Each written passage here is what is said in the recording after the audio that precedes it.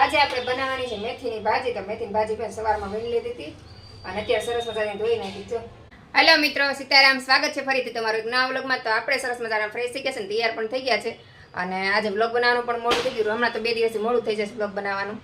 તો આપણે જો કપડાના ધોઈને સવારમાં જ વહેલા સૂકવી દીધા, કપડાં લઈને આવી ગઈ અને હવે આપણે રસોઈની તૈયારી કરીશ. રસોઈ કરવાનું થોડુંક મોડું રાખ્યું કેમ કે આજે ઓમભાઈને આપણે ટિફિના સવારમાંથી આપી દીધું. મેં કીધું કાંઈ નહીં, રસોઈનું મોડું કરીએ કેમ કે આ ધાર્મિક ભાઈ આવે ત્યારે ગરમા ગરમ જમી લે ને, એટલે મેં કીધું મોડું જમવાનું બનાવીએ. તો હવે આપણે ધીમે ધીમે રસોઈ બનાવીએ તો ધાર્મિક ભાઈ આવી જાય. તો રસોઈમાં આજે આપણે સવારમાં જ વહેલા ચણા બાફી નાખ્યા કેમ કે ઓમને આજે ચણા લઈ જવા હતા કે લીંબુ ને મરચું નાખીને મારે ચણા લઈ જાવ. તો મેં વઘાર કરી દીધો સરસ મજાની લસણની કળી નાખીને હવે આપણે ત્યાં ચણા શેક બનાવતો જો ચણા મેં હવાના બાફી લીધા હતા અને ધાણા ને એવું જાજુ લઈ દીધો. મેથીની ભાજીની આજે વીણી નાખ્યું.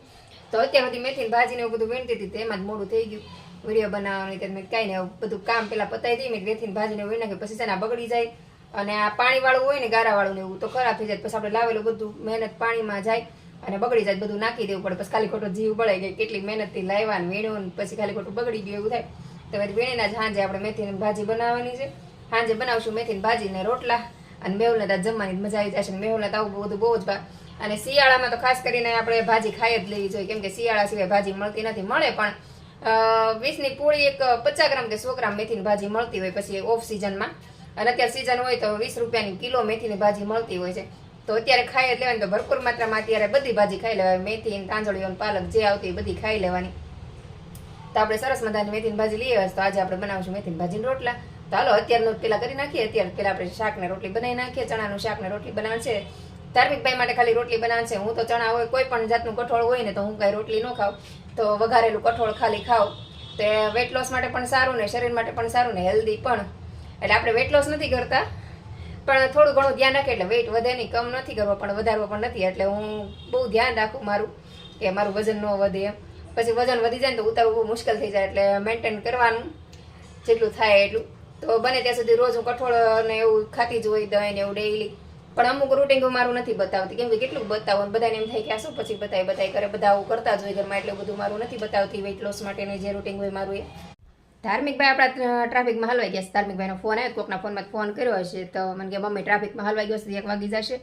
તો કાંઈ નહીં, ચાલો હું જાઉં, જોઈએ તો ખરા કેવી રીતે હલવાનો છે. તો આપણે જઈને લઈ આવી ધાર્મિકભાઈને. હવે પહેલાં કંઈક આર્મીનું કહેતો હતો કે આર્મીની 2200 નીકળે ને એવું કંઈક છે. તો મેં કાંઈ નહીં હું જાઉં લઈ આવું તો વહેલા વી આવે ને કરી નીકળે નહીં કે. ધાર્મિકભાઈને આપણે લઈને ઘરે આવી ગયા છે ને આમાં ધાર્મિકભાઈ જો આવી ગયા છે ને ધાર્મિકભાઈ અમારે સારા રેલી મટવાઈ ગયા. કાદમ કેવી રેલી હતી? બહુ મોટી હતી, 400 બસની રેલી. શેની રેલી શેની હતી? આર્મી વાળાની. તે કેવું કલાક થઈ એમાં?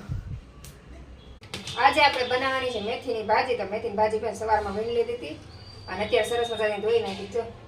તો આપણે મેથીની ભાજી આજે રસોઈ વહેલા જ બનાવી નાખવાની છે કેમ કે 6 વાગે મારું અમને લેવા જવાનું હોય સ્કૂલે અને 6 વાગ્યામાં ધાર્મિકભાઈ આવે ને બેન લઈને આવું ને તો 6:30 થઈ જાય. ને અત્યારે ટ્રાફિક હોય તો નક્કી હોય 6:45 થઈ જાય. તો આપણે વહેલા મેં શાક ને એવું બનાવી નાખું તો ઓમને અમારે શું છે સવાર 6 વાગે ગયો હોય તો પછી બિચારાને ભૂખ લાગે ને તો પછી નાસ્તો ને એવું કરવા માંડે, પછી જમવાનું ન હાલે. તો મેં આવે તો હું પહેલાં છે ને જમવાનું બનાવતી જાઉં.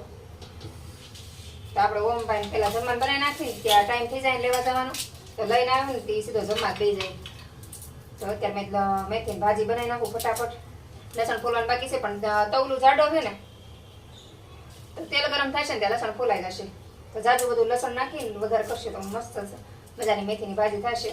મેથીની ભાજી મેં કેવી રીતે બનાવી તમારે જોવું હોય તો મારી Pragya cook and blog short એ ચેનલ છે, તેમાં લાઈવ વિડીયો તમને જોવા મળી જશે. મેથીની ભાજી આપણી સરસ મજાની બની ગઈ છે, બતાવી દો. જો સરસ મજાની ભાજી આપણે બનાવી નાખી છે અને હવે આપણે સાથે રોટલા બનાવવાના છે. અને ઓમભાઈને પણ લઈ આવી મેથીની ભાજી બનાવી નાખી ને ઓમને લઈ આવીને અમે તો ઓમને લઈને આવી ગઈ ને હવે આપણે ઓમભાઈ માટે રોટલા બનાવી નાખી. એટલે ઓમભાઈ જમવા બેસી જાય. ઓમભાઈ એવા જ છે જે હાથ પગને એવું ધોવે છે. આપણે ફટાફટ રોટલા બનાવી દઈએ એટલે ઓમભાઈ જમવા બેસી જાય. એટલે ઓમભાઈને બહુ ભૂખ લાગી છે. ચાલો ફટાફટ રોટલા બનાવી નાખીએ. એટલે મેથીની ભાજીને હળદરવાળું દૂધ બનાવી નાખીએ. એક બાજુ રોટલા મૂકીશ ને એક બાજુ હળદરવાળું દૂધ મૂકી દઈશ. ભાજી થઈ જ દેશે તો બે વસ્તુ ઘરે થઈ જાય. તો હાલો હવે ફટાફટ આપણે રોટલા બનાવી નાખીએ. આપણે રસોઈ બનાવી નવરા થઈ ગયા છે ને જો આપણે સરસ મજાના રોટલા અને હળદરવાળું દૂધ બનાવી નાખ્યું છે, ભાજી બનાવી નાખી છે અને ઓમભાઈ જો જમવા બેસી ગયા છે. તો ચાલો બધા જમવા. અમારું ઓમભાઈ ધાર્મિકભાઈને જમવાને આપી દીધું અને આપણે પણ સાથે જમવા બેસી જઈએ. જમી કાઢીને ધમો ને પપ્પા વે ગયા છે મૂવી જોવા કે ઓલું પુષ્પા 2 આવ્યું છે ને બે બાપ દીકરો જોવા વે ગયા. મારા ઓમભાઈ વાંચે છે અને આપણે હવે નવરા થઈ ગયા છીએ તો આપણે હવે સુવાની તૈયારી કરીશું. તો ચાલો બસ આજનો દિવસ આપણો આવો જ રહ્યો. તો આજનો વિડીયો આપણે અહીં જ પૂરો કરી દઈશું. તો વિડીયો પસંદ આવ્યો હોય તો લાઈક, શેર અને સબસ્ક્રાઈબ કરવાનું ભૂલતા નહીં. તો ફરીથી મળશું કાલે એક નવા વિડીયો સાથે. જય હિન્દ, જય ભારત, ગુડ નાઇટ.